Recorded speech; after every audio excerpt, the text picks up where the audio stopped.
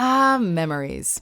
Welcome to MsMojo, and today we're counting down our picks for the top 10 Friends Season 1 moments. All you want is a dingle, what you envy's a schwein, a thing through which you can tinkle, or play with, or simply let hang. Before we begin, we publish new content every day, so be sure to subscribe to our channel and ring the bell to get notified about our latest videos. For this list, we're doing a deep dive into the first season of Friends and picking the funniest and most memorable moments. It's like a fun game. Number 10. Chandler's blind date with Janice. Just calm down. Calm down. You set me up with a woman I've dumped twice in the last 5 months. It's sometimes easy to forget that Janice has been infiltrating the Friends' lives since the very beginning, and has in fact appeared in every season of the show. Here's the thing, Janice, it's like we're different. I'm like the bing, bing, bing, you're like the boom, boom, boom. Ow! Oh, my God! In Season 1, Chandler enlists Phoebe's help breaking up with her. But a few episodes later, it's Valentine's Day, and he has no idea what he has coming. Joey sets him up on a blind date, basically to be his wingman, and they are both shocked when they get there, and his date is none other than Janice herself. Janice? Oh my God! Of course, they end up spending the night together, and this encounter sets the tone for the rest of their relationship to come. Happy Valentine's Day. Number 9. Ross and Rachel do laundry together. What about, these are white cotton panties. Would they go with whites or with delicates? That would be a judgment call.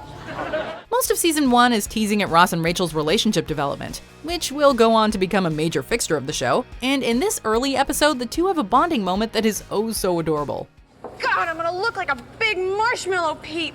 Because of her cushy upbringing, Rachel doesn't actually know how to do laundry. So when she finds herself having to deal with a laundromat, Ross comes to the rescue when it comes to separating her colors and defending her from a woman who's trying to steal her machine. Hey, that's not the rule and you know it.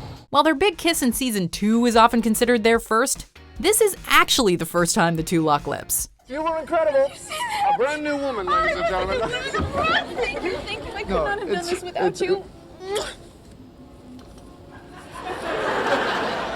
Number 8. Ross saying goodbye to Marcel. So what does this mean? I'm gonna have to give him up. The subplot where Ross gets a monkey in Season 1 is admittedly a bit strange, but we had grown just as attached to Marcel as the rest of the gang had when it came to say goodbye to him. If you guys don't mind, I'd like to take a moment, just me and him. Oh, sure. Of course, Go ahead. absolutely. Because Marcel is all of a sudden sexually mature, he is no longer satisfied living in a New York apartment. And Ross is advised that he should go be with other creatures of his kind in a zoo setting. I'm really gonna miss you.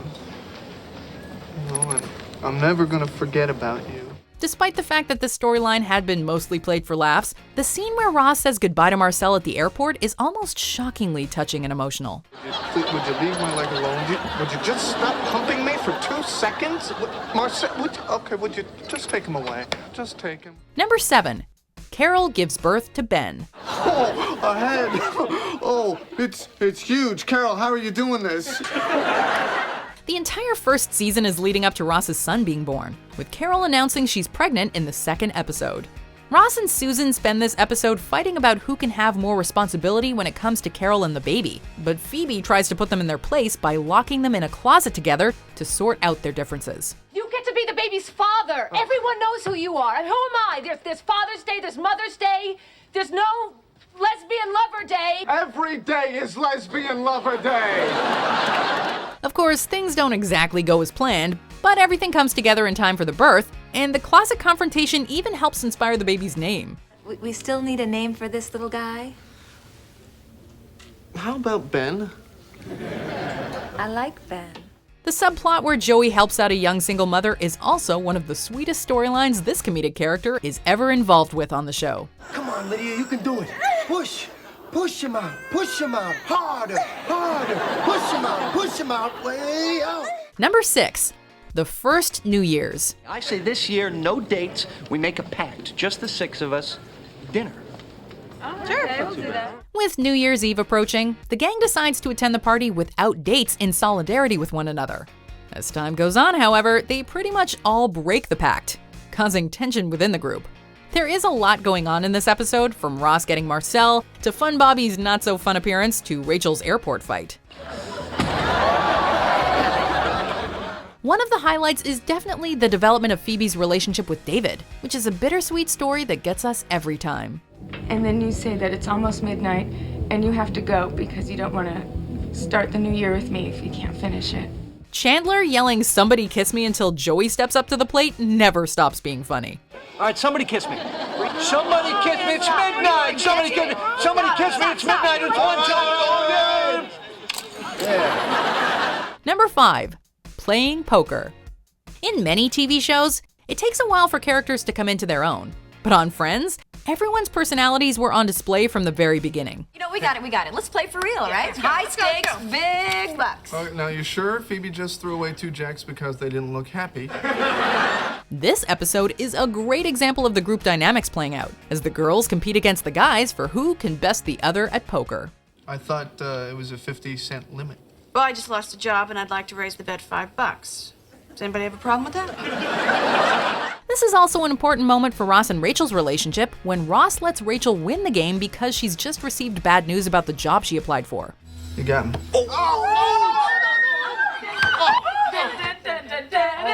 Knowing how desperately he wants to win, this move shows just how much Ross cares about her. Number 4. Rachel finding out. Oh my God.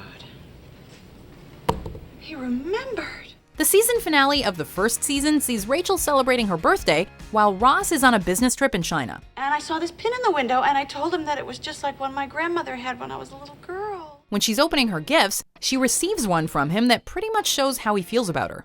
Or at least Chandler thinks so. Come on, Ross, remember back in college when he fell in love with Carol and bought her that ridiculously expensive crystal duck? What did you just say?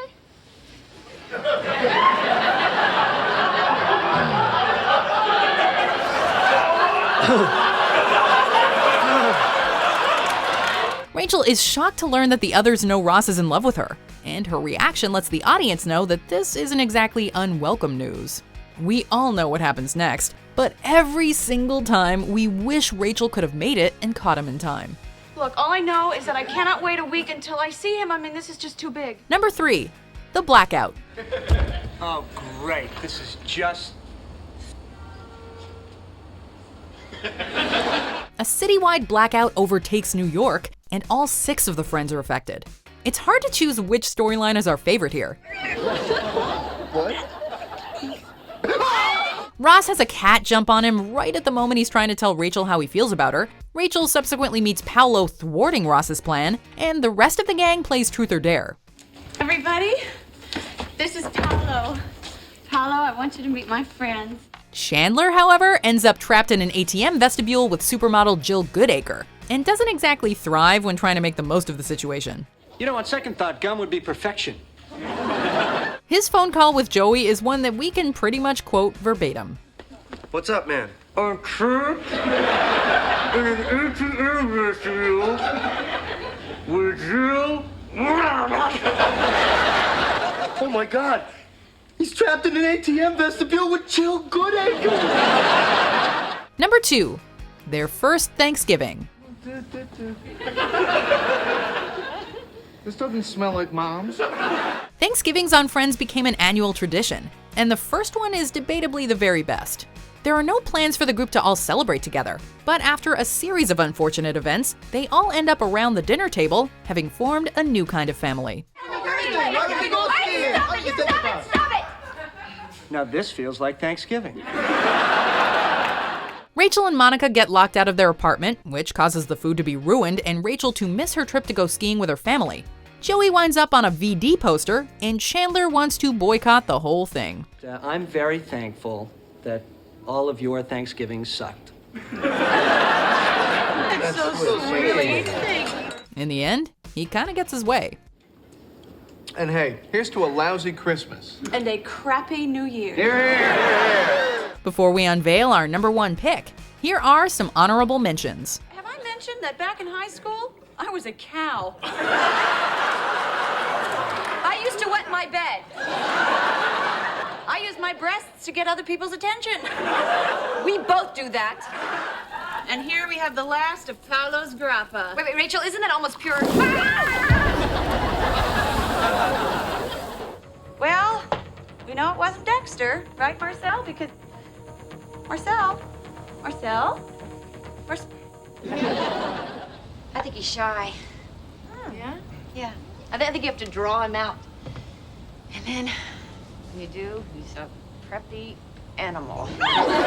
Chandler Bing, it's time to see your thing.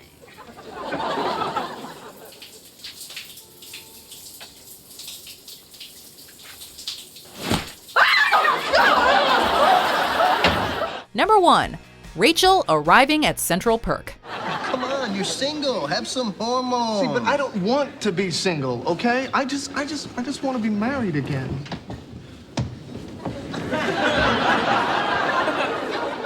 And I just want $1 million.